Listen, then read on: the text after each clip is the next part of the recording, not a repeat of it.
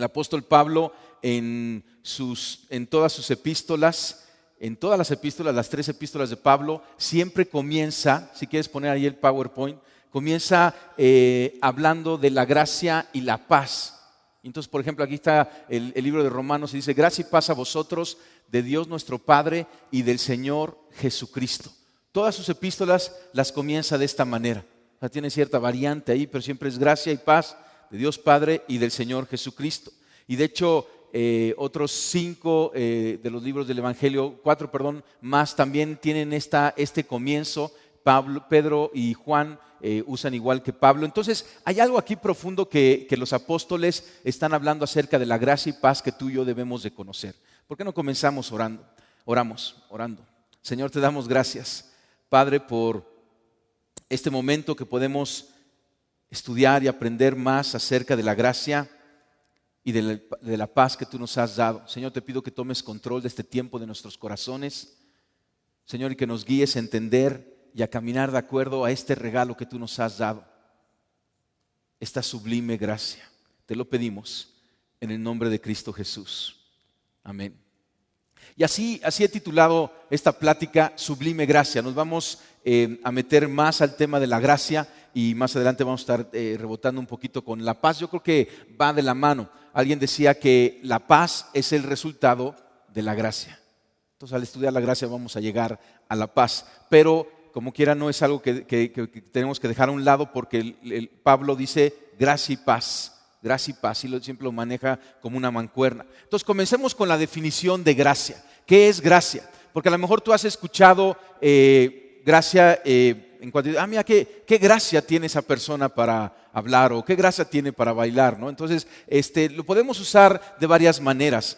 Obviamente de ahí viene también la palabra de dar gracias, pero la definición bíblica básica de la palabra gracia se usa desde el Antiguo Testamento. La primera vez que aparece la palabra gracia es con Noé, cuando dice que Noé halló gracia delante de Dios. Y de ahí comienza toda una cantidad de información acerca de la gracia. Pero es esto, un favor inmerecido. Eso es lo que la palabra en sí significa, favor. Y un favor es como, ¿no has visto como que alguien va y te hace un favor? ¿No? Pero cuando te hace un favor sin tú merecerlo, sin tú haber hecho nada para ganarlo. Entonces, podemos decir también que la gracia es la bondad de Dios para los que merecemos, a causa del pecado, solo su ira. Entonces, este favor de Dios inmerecido para nosotros. ¿Y qué es lo que nosotros merecemos? Por el pecado, tú y yo nos hemos hecho acreedores, galardonadores de la ira de Dios. El pecado es algo que es en contra de Dios.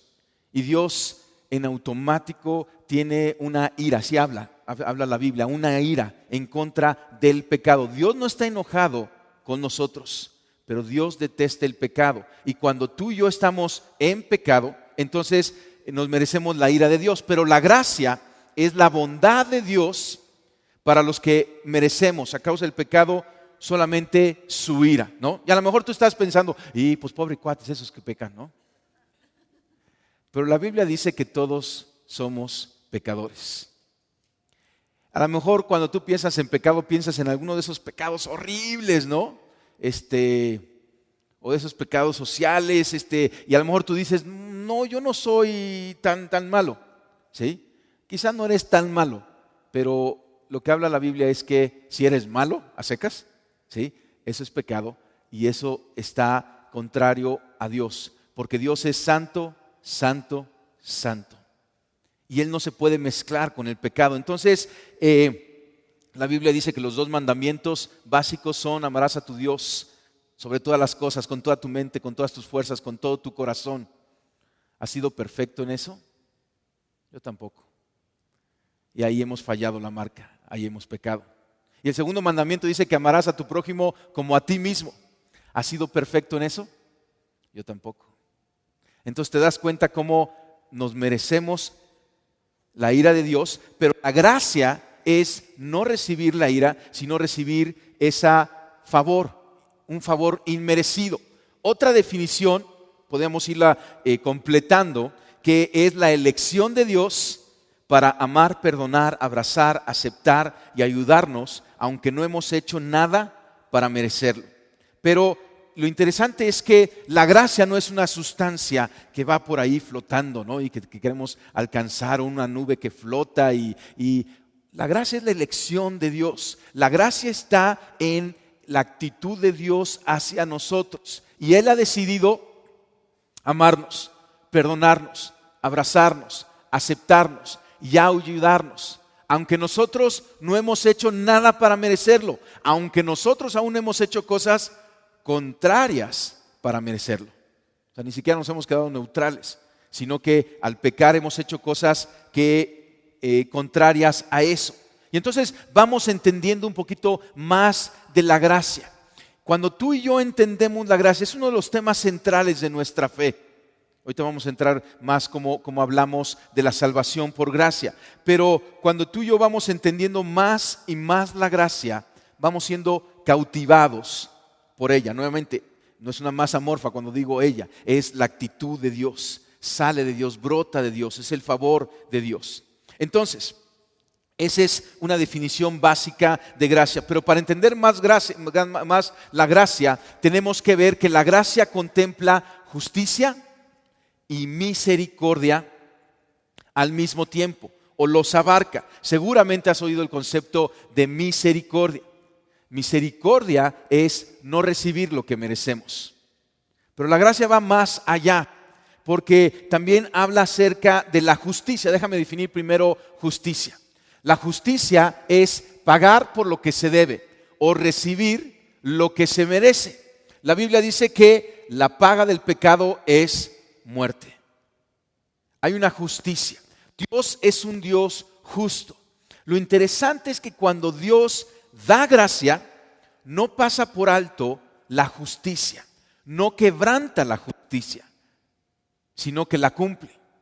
Y entonces podemos definir, como decía, misericordia como el ser perdonado al no recibir lo que merecemos. Y entonces Dios es rico en misericordia, dice la Biblia, y nos da su misericordia, nos da un perdón, donde dice no van a recibir lo que se merece, pero cumple para eso la gracia. Y entonces está en un perfecto equilibrio. Podemos entonces decir de cómo la gracia contempla justicia y misericordia, que la gracia es un regalo costoso de justicia y misericordia que recibimos por fe, el cual no tenemos que pagar, porque en cuanto escuchamos costoso, ¿no te ha pasado cuando tus hijos, tengo hijos de varias edades, pero cuando eran más pequeños, ¿no? Íbamos a casa de la abuela y estaba el yadró, ¿no? Y lo rompí, lo tiraban, ¿no? Entonces tú dices, algo costoso, ¿no? Ya me endeudé aquí con la abuela, ¿no? Déjame ponerte una ilustración. Por un mal manejo de mis finanzas y malas decisiones, tuve que ir un día, todo esto es una ilustración, ¿sí? El testimonio, va a contar el testimonio del pastor. No, es una ilustración. Entonces, yo tuve que pedir un préstamo. Y entonces fui con el señor García, vamos a ponerle así, fui con el señor García y le dije, señor García, necesito 20 millones de dólares. Estaba bastante aprietos, ¿verdad? ¿Qué presta? Necesito 20 millones de dólares, ¿sí? Entonces, el señor García me presta ese dinero. Y entonces, yo voy con ese dinero y comienzo a tratar de saldar mi situación, ¿no? Obviamente me lo prestó, ahora yo lo debo, ¿sí? En justicia yo lo debo. Y le firmé un pagaré. Y entonces yo voy y trato de hacer a mi manera las cosas y no me sale. Y entonces pierdo otra vez 20 millones de pesos. Y entonces yo tengo una deuda que pagar. Y entonces yo voy caminando arrepentido, ¿no? Así como que voy arrepentido con el señor García.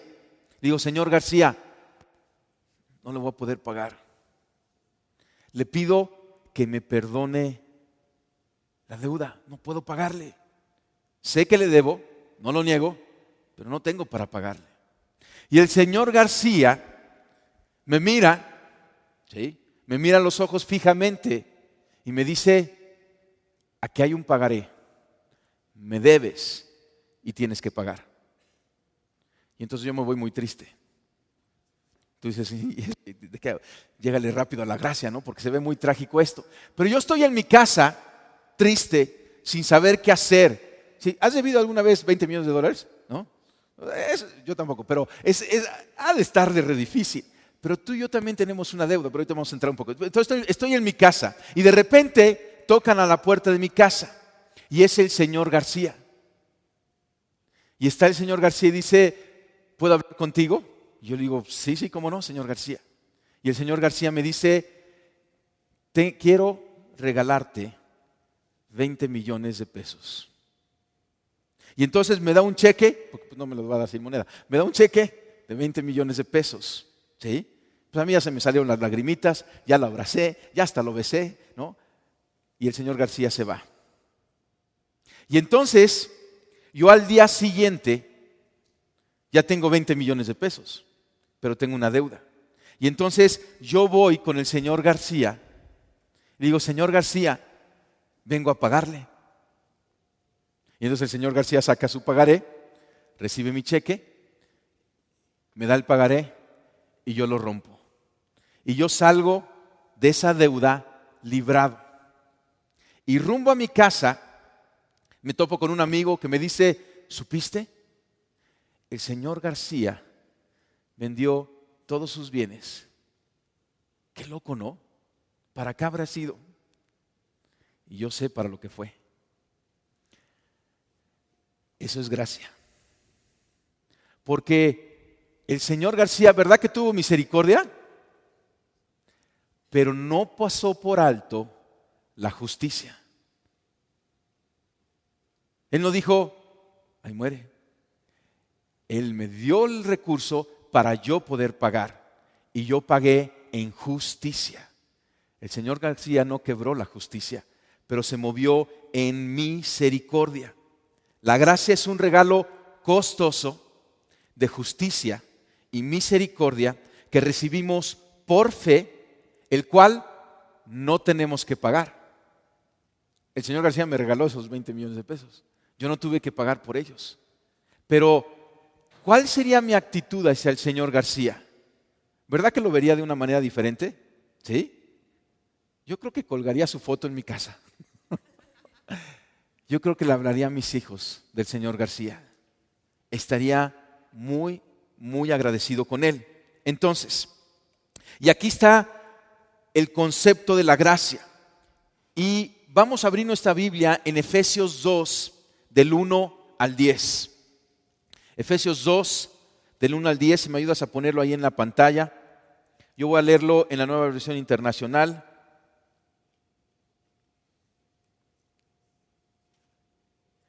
Y vamos a irlo desglosando, porque aquí viene este concepto de salvados por gracia. Ahora que ya sabemos qué es gracia, vamos a entender más nuestra salvación. Entonces dice capítulo 2, versículo 1. En otro tiempo, ustedes estaban muertos en sus transgresiones y pecados. ¿Okay? Entonces, en otro tiempo, cuando estábamos bajo el dominio del pecado, estábamos muertos. Porque la Biblia dice que la paga del pecado es la muerte. Y estábamos muertos en esa naturaleza. En los cuales andaban, o sea, en esos pecados andábamos conforme a los poderes de este mundo. Se conducían según el que gobierna las tinieblas, según el espíritu que ahora ejerce su poder en los que viven en la desobediencia. En ese tiempo también todos nosotros vivíamos como ellos, impulsados por nuestros deseos pecaminosos, siguiendo nuestra propia voluntad y nuestros propósitos. Como los demás, éramos por naturaleza objeto de la ira de Dios. Entonces aquí está describiendo nuestra situación antes de Cristo, Pablo, ¿sí? Y la situación de cualquiera antes de que llegue a Cristo. O sea, estábamos muertos, estábamos en pecado, éramos gobernados por el pecado y por el espíritu que gobierna, se conduce según el que gobierna las tinieblas,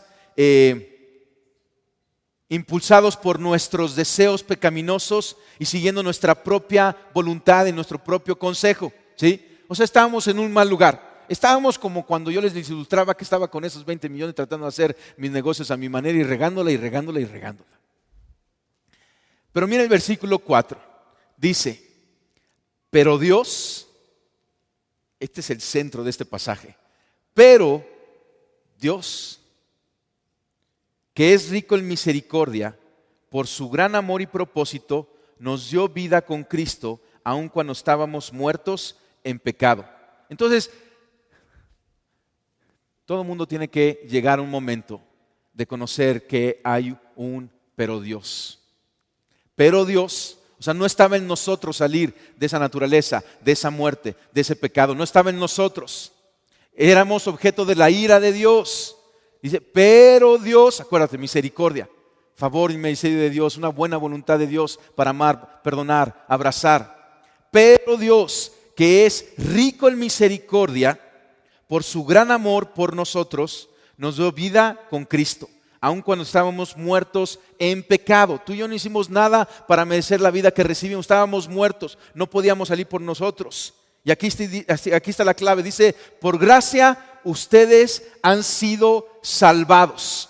Nuestra salvación, la salvación implica el ser hechos nuevas criaturas, el ser hechos hijos de Dios, el haber recibido el perdón de nuestros pecados, el haber sido trasladado del reino de las tinieblas al reino de la luz de Jesucristo, el tener vida eterna. Todo eso es salvación, por nombrar algunas cosas. Dice, por gracia somos salvos. Gracia, favor inmerecido. Por un favor inmerecido de ustedes que no se lo merecían, somos salvos. De ustedes y de nosotros. ¿Sí? Versículo 6.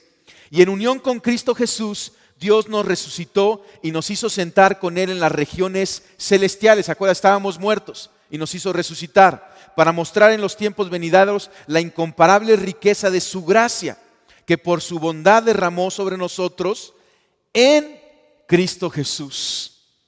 La gracia está centrada en Jesucristo. Y ahorita vamos a ver por qué. Porque por gracia ustedes han sido salvados mediante de la fe. Esto no procede de ustedes, sino que es el regalo de Dios, no por obras para que nadie se jacte, porque somos hechura de Dios, creados en Cristo Jesús para buenas obras, las cuales Dios dispuso de antemano a fin de que las pongamos en práctica. Versículo 8, vuelvo a volver a leer. Porque por gracia, o sea, Efesios 2:8 es básico en nuestra fe. Porque por gracia ustedes han sido salvados mediante la fe. Y esto no procede de ustedes, sino que es el regalo de Dios. No por obras, dice el 9, para que nadie se jacte. Este cuate que recibió el regalo del señor García y que pudo pagar su deuda, ¿sí? Se podría jactar el decir, no, o sea, la mera verdad soy un llegonazo, ¿no? O sea, ¿sí? ¿Verdad que no? De igual manera en nuestra salvación es por gracia que tú y yo teníamos una deuda. Ya no estoy hablando del señor García, estoy hablando de Dios Todopoderoso. Envió a su Hijo unigénito, a Jesucristo. Y Jesucristo llegó a pagar por lo que tú y yo no podíamos pagar. El que no debía nada, pagó, dio su vida, sufrió la cruz y resucitó. Y entonces tú y yo por fe podemos recibir ese regalo de Dios, no por obras. Lo contrario, o sea, estaba buscando yo como el antónimo, o sea, siempre es bueno para entender un concepto buscar lo contrario. Lo contrario a la gracia es vivir por obras. La Biblia es muy clara, decir, no es por obras, para que nadie se jacte, pero no podríamos hacerlo por obras. ¿Tú crees que tú te puedas ganar el cielo? Te pongo este reto. ¿Tú confiarías en llegar ante Dios Padre y Dios te diera esta oferta? Preséntame el mejor día de tu vida, el mejor día de tu vida. Y sobre eso te voy a evaluar. ¿Tú le entrarías? Yo no. ¿Tú en el mejor de tu vida has cumplido? Amarás a tu Dios sobre todas las cosas con todo corazón, mente y fuerzas. Amarás a tu prójimo como a ti mismo al 100%. Pero Dios, sabiendo eso, dice, aquí está Jesucristo. Él cumplió. Y los méritos de Jesucristo, a creer en Él, son hechos para nosotros, no por obras. Entonces es una salvación por gracia que tú y yo tenemos. Mira lo que pone este versículo 8 y 9 en la Nueva Traducción Viviente. Me gusta porque hay versiones que le explican un poquito más. Y dice, Dios los salvó por su gracia cuando creyeron. Aquí está la parte de la fe. Ustedes no tienen ningún mérito en eso. Es un regalo de Dios. La salvación no es un premio por las cosas buenas que hayamos hecho. Así que ninguno de nosotros puede jactarse de ser salvo. Es un regalo de Dios que no merecíamos, pero que hemos recibido. Y Dios nos los ha dado cumpliendo toda justicia. Él no pasó por alto su justicia. Por eso Jesucristo tuvo que morir en la cruz. Es algo muy fuerte lo que Jesucristo murió en la cruz. Pero por eso tuvo que hacerlo, porque tuvo que cumplir toda justicia. La Biblia dice que en Jesucristo la justicia y la misericordia de Dios se encontraron.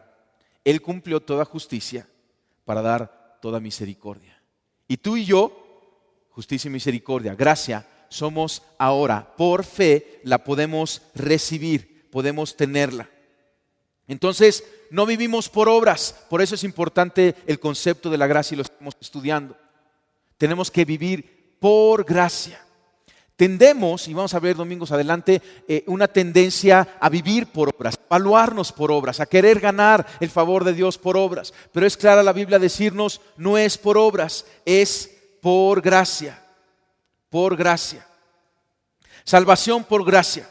La vida cristiana en su totalidad está contenida en la gracia de Dios, que se deletrea Jesús. Hablar de gracia es hablar de Jesucristo. Hablar de Jesucristo es hablar de la gracia de Dios. Porque en Cristo Jesús es que tú y yo tenemos la gracia de Dios perfecta y cumplida. Está contenida en la persona de Jesucristo.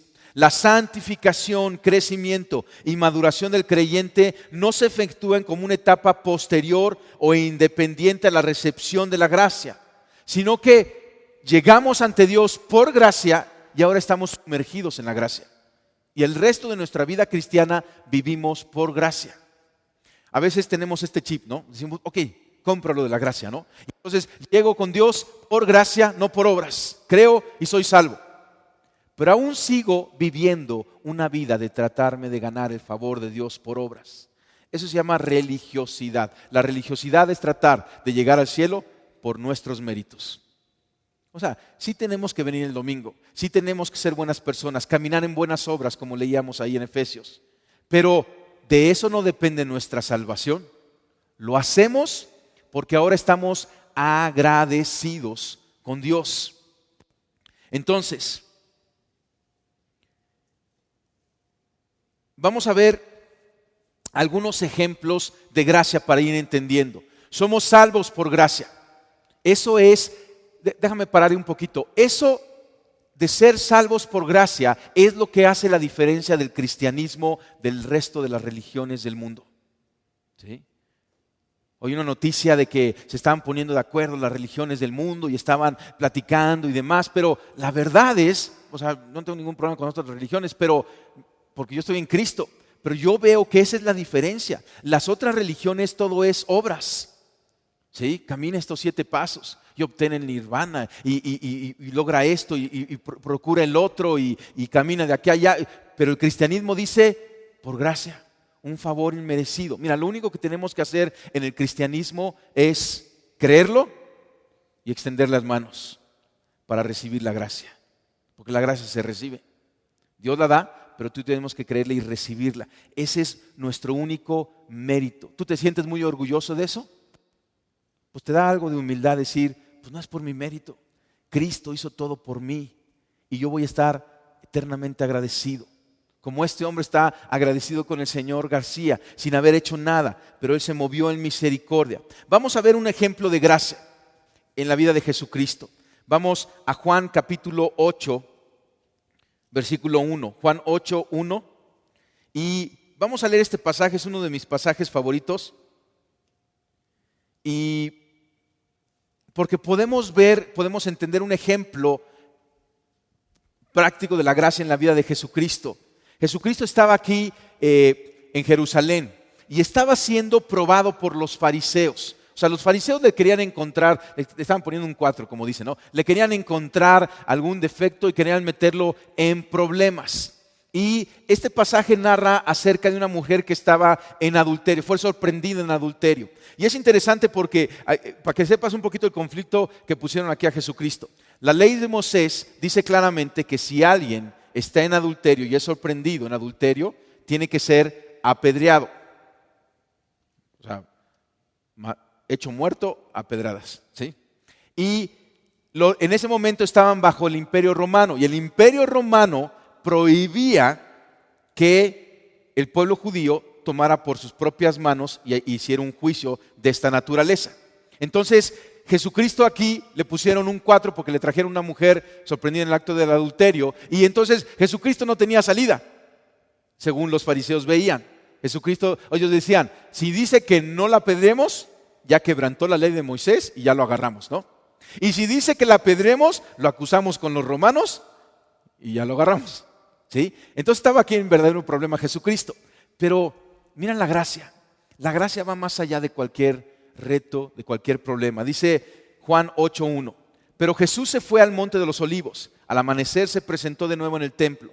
Toda la gente se le acercó y él se sentó a enseñarles. Los maestros de la ley y los fariseos llevaron entonces a una mujer sorprendida en adulterio y poniéndole en medio del grupo le dijeron a Jesús: Maestro, a esta mujer se le ha sorprendido en el acto mismo del adulterio. En la ley, Moisés nos ordenó apedrearla a tales mujeres. ¿Tú qué dices? Una buena pregunta es, ¿y dónde estaba el amigo con el que sorprendieron? ¿No? Como que no más. Pero bueno, ese es otro tema. Versículo 6. Con esta pregunta le estaban tendiendo una trampa para tener de qué acusarlo. Pero Jesús se inclinó con el dedo y comenzó a escribir en el suelo. Y como ellos lo acosaban a preguntar, Jesús se incorporó y les dijo: aquel de ustedes que esté libre de pecado, que tire la primera piedra. E inclinándose de nuevo, siguió escribiendo en el suelo. Al oír esto, se fueron retirando uno tras otro, comenzando por los más viejos, hasta dejar a Jesús solo con la mujer, que aún seguía ahí. Entonces él se incorporó y le preguntó: mujer, ¿dónde están? ¿Ya nadie te condena? Nadie, Señor. Tampoco yo te condeno. Ahora vete y no vuelvas a pecar. ¿Verdad que es un pasaje hermoso? ¿Verdad que cuando está Jesucristo presente en una situación, las cosas tienen un caminar muy diferente? Que nunca nos agarren los problemas sin Jesucristo, porque Jesucristo siempre nos va a dar una salida, nos va a dar la salida. Y entonces aquí llegaron aquellos bravucones, ¿no? Y si ustedes no tienen culpa, tiren la piedra, les dijo Jesucristo. Tú y yo jamás podemos tirar una piedra. ¿Verdad que las hemos tirado? No tienes derecho, no tenemos derecho de tirar ninguna piedra, porque nosotros no somos libres de culpa. Pero ¿verdad que tirar piedras es juzgar a otros? ¿No? O sea, y nos gusta juzgar, pero tú y yo no tenemos ese derecho. Y la Biblia nos dice que no juzguemos, no estamos llamados para juzgar. El único que puede juzgar es el que no tiene culpa, y ese es Jesucristo. Entonces de repente estuvo ya Jesucristo solo con esa mujer, ¿no? El único que podría tirar una piedra estaba frente a la mujer. Y dice: los que te condenaban, ¿dónde están? Pues ya no hay ninguno. O sea que el único que le podría tirar la piedra era Jesucristo. Él no se fue, él no tenía culpa, él fue sin pecado. Pero entonces él tomó una decisión y dice: tampoco yo te condeno. O sea, el único que tenía el derecho de hacerlo dice: yo decido no hacerlo. Eso es gracia. ¿La mujer había tenido algún mérito? No. De hecho, la mujer no había hablado nada. Yo creo que la misma mujer ya se había condenado a ella misma, ya estaba lista a recibir las pedradas. Pero lo interesante es que luego dice: ahora vete y no vuelvas a pecar. O sea, ahí vemos que Jesucristo no toma por poco el pecado, porque si no le hubiera dicho: pues yo tampoco, llégale, no, sigue viviendo, diviértate, suerte, sé más discreta. No, no le dijo eso. Dice: vete y no peques más. Yo te hago una pregunta que tienes que responder en el corazón y que tienes que responder con tu misma experiencia de fe. ¿Tú crees que esta mujer se volvió a meter en ese pecado? Yo creo que no. Porque la gracia la sorprendió, la gracia la rescató y la gracia la transformó. O sea, la gracia transforma. Y podemos ver claramente cómo esta mujer recibió ese favor inmerecido, sin merecerlo. Ella era pecadora, consta ahí. Pero recibió esa gracia de parte de Dios, esa misericordia de parte de Jesucristo. Y en nuestras vidas tenemos que nosotros caminar con esta percepción continua. Estamos bajo la gracia de Dios y es esta gracia que nos cambia, que nos transforma y que nos confronta. Porque mucha gente piensa que la gracia no cambia. Pero cuando tienes un verdadero encuentro con la verdadera gracia, claro que cambia.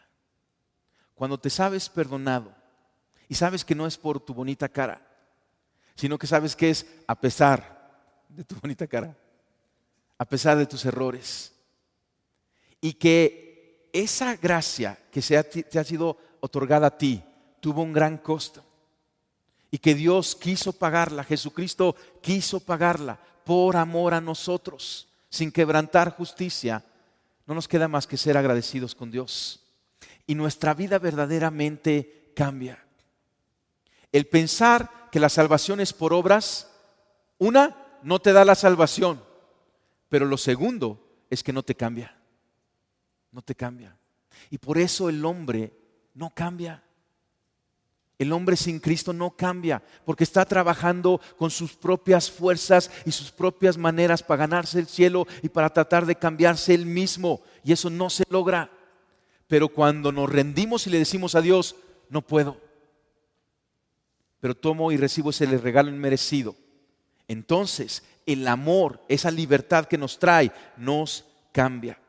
Primera de Corintios 1:4 nos dice: gracias doy a mi Dios siempre por vosotros, por la gracia de Dios que os fue dada en Cristo Jesús. La gracia de Dios nos viene en Cristo Jesús.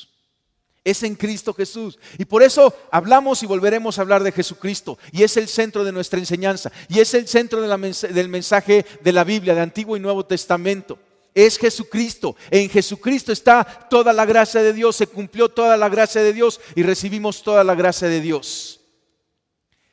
Pablo en un momento estaba platicando con Dios, hablando de sus limitaciones.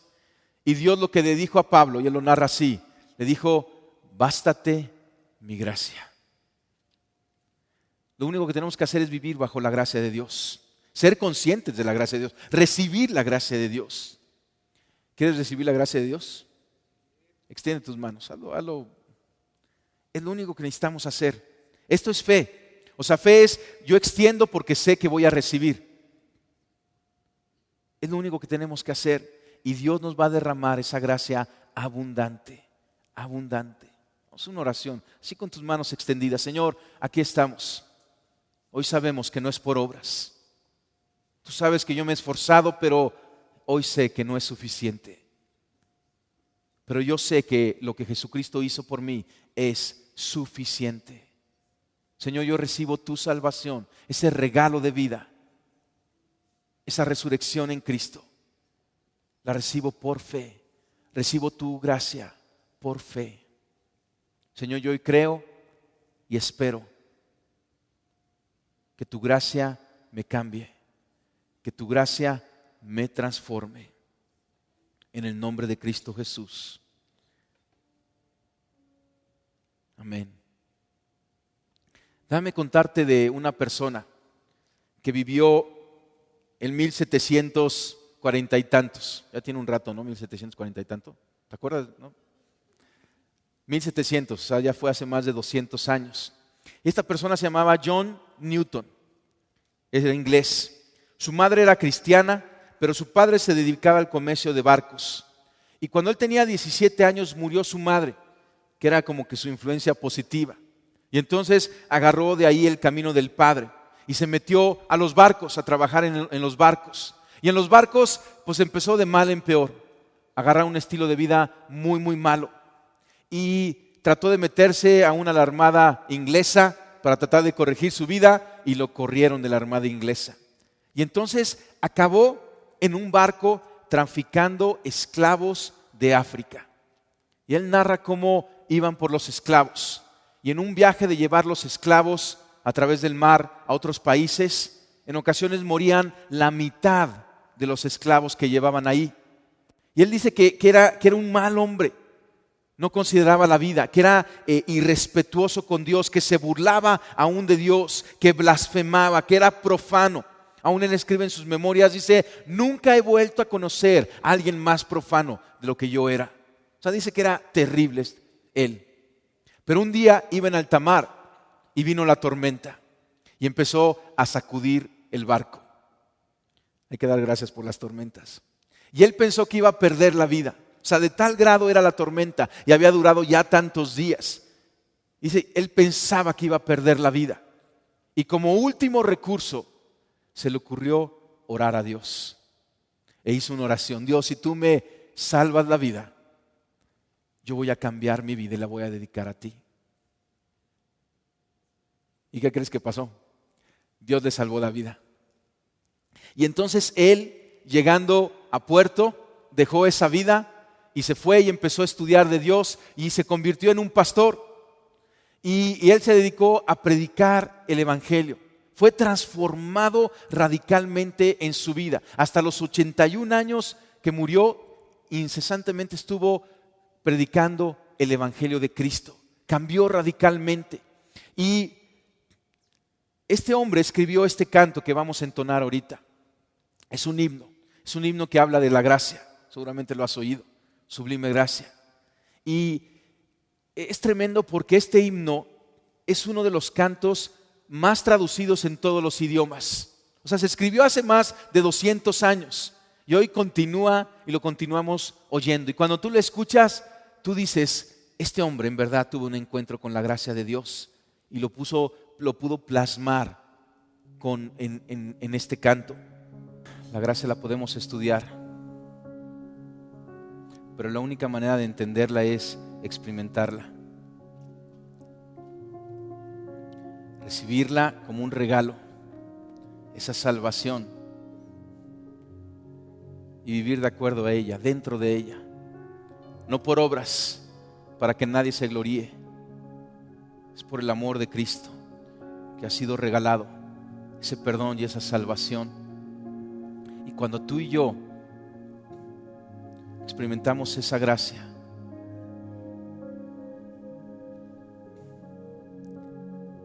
vamos a poder hacer cosas como el señor Newton hizo: escribir un canto así, o vivir una vida que refleje la hermosura de su salvación.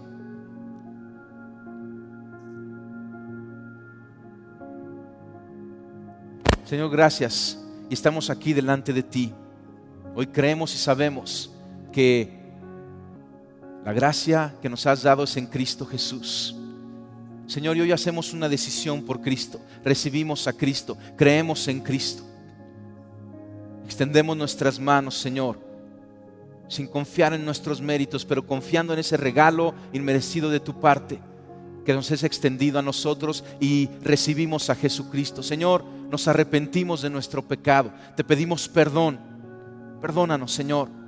Perdona nuestra deuda, Señor, y tomamos el pago de Cristo a nuestro favor.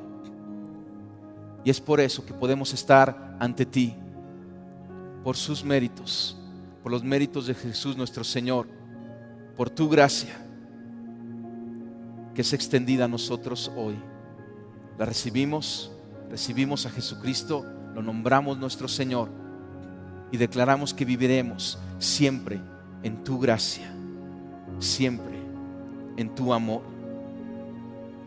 En el nombre de Jesús. Amén.